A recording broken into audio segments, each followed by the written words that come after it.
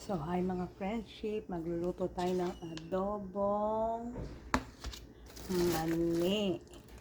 So, marami tayong bawang dito. Ito ang ating key ingredients para mas maging lasang adobo. Paano pa nga naging adobo yun? Pinirito lang siya na mani na may maraming bawang at asin.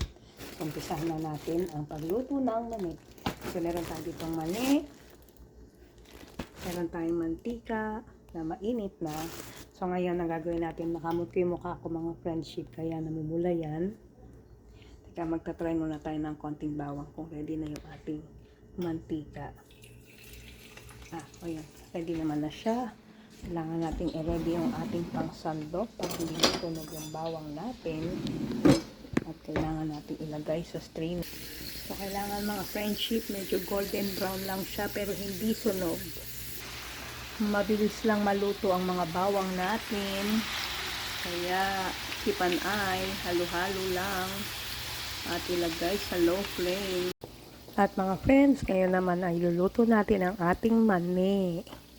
I-fry natin siya sa medium-high heat. I set ito number 5.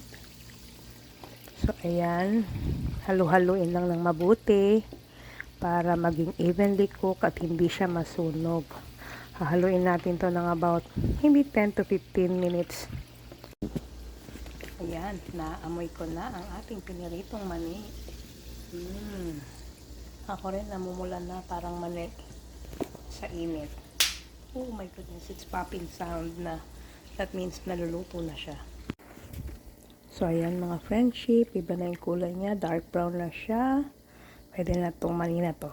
Ayan na siya friendship, from hilaw na mani to piniritong mani. Look at that golden brown.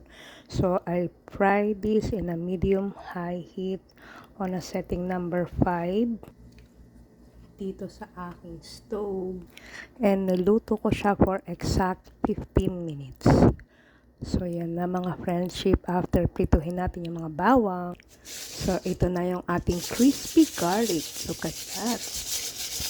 You can hear that it's really crispy. So, tikman nga natin yung isa kung crispy nga. Wow, crispy nga talaga. So, yan. Palalamigin muna natin yung ating mga mani.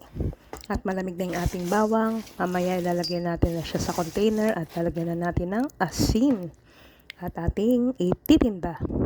Oh my God, friendship. Ang sarap talaga ng mani na pinirito ko. Lalo na ang daming bawang.